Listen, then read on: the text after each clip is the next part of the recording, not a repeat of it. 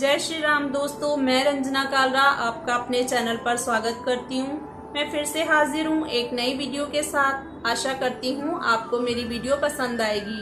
अगर वीडियो पसंद आए तो एक लाइक जरूर कीजिएगा और अगर आप मेरे चैनल पर नए हैं तो मेरे चैनल को सब्सक्राइब जरूर कीजिएगा।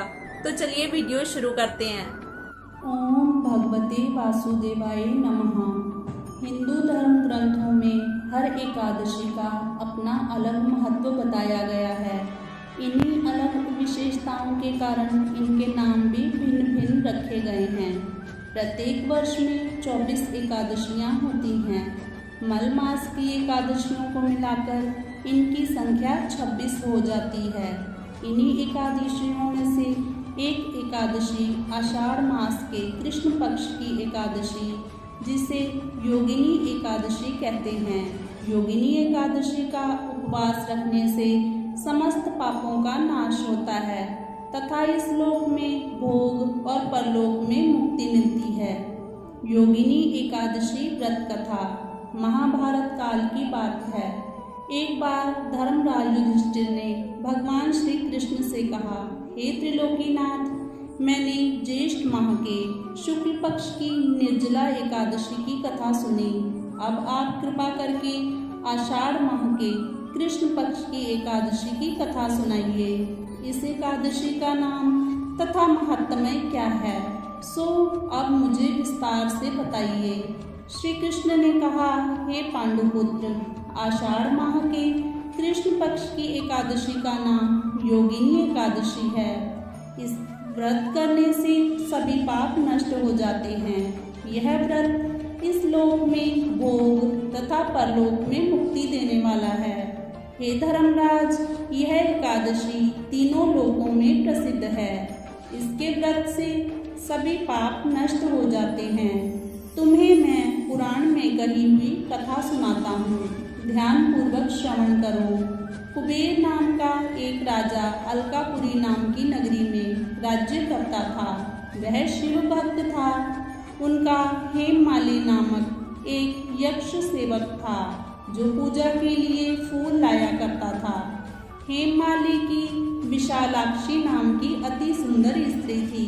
एक दिन वह मानसरोवर से पुष्प लेकर आया, किंतु कामासक्त होने के कारण पुष्पों को रखकर अपनी स्त्री के साथ रमण करने लगा।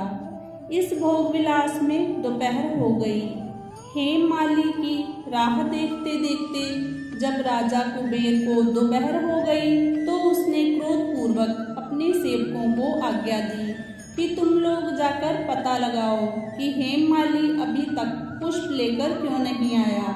जब सेवकों ने उसका पता लगा लिया तो राजा के पास जाकर बताया, हे राजन, वह हेममाली अपनी स्त्री के साथ रमण कर रहा है। इस बात को सुन राजा कुबेर ने हेममाली को बुलाने की आज्ञा दी।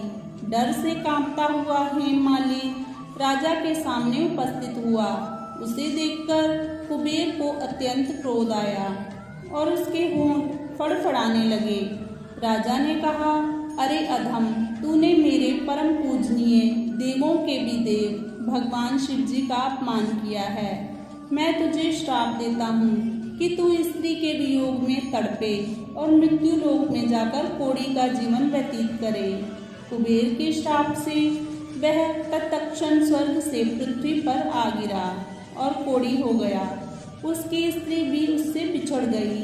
मृत्यु लोक में आकर उसने अनेक भयंकर कष्ट भोगे, किंतु शिव की कृपा से उसकी बुद्धि मलिन ना हुई और उसे पूर्व जन्म की भी सुध रही। अनेक कष्टों को भोगता हुआ तथा अपने पूर्व जन्म के कुकर्मों को याद करता हुआ वह हिमालय पर्वत की तरफ चल पड़ा।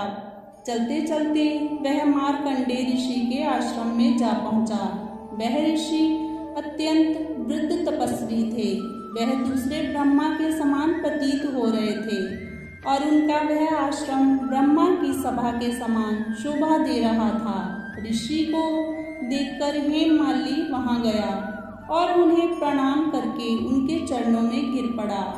हेममाली को देखकर मार्कंडेय ऋषि ने कहा, तूने कौन से निकृष्ट कर्म किए हैं जिससे तू कोढ़ी हुआ और भयानक कष्ट भोग रहा है।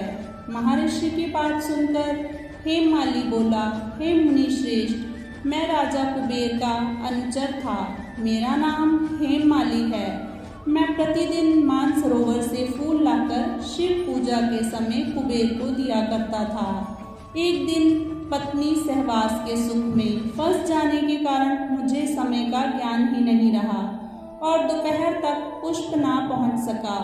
तब उन्होंने मुझे शाप दिया कि तू अपनी स्त्री का वियोग और मृत्यु लोक में जाकर कोढ़ी बनकर दुख भोग। इस कारण मैं कोढ़ी हो गया हूँ तथा पृथ्वी पर आकर भयंकर कष्ट भोग रहा हूँ। अतः कृपा करके आप कोई ऐसा उपाय बतलाएं जिससे मेरी मुक्ति हो।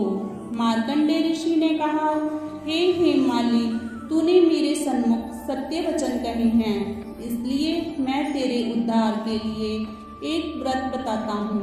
यदि तू आषाढ़ माह के कृष्ण पक्ष की योगिनी नामक एकादशी का विधान पूर्वक व्रत करेगा तो तेरे सभी पाप नष्ट हो जाएंगे।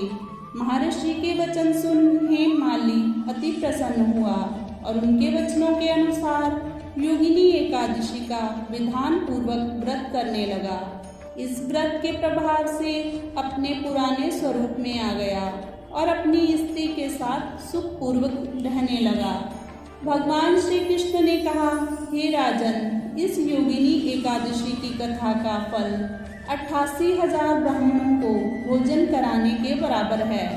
इसके व्रत से सभी पाप नष्ट हो जाते हैं और अंत में मोक्ष प्राप्त करके प्राणी स्वर्ग का अधिकारी बनता है। ओम भगवते वासुदेवाय नमः।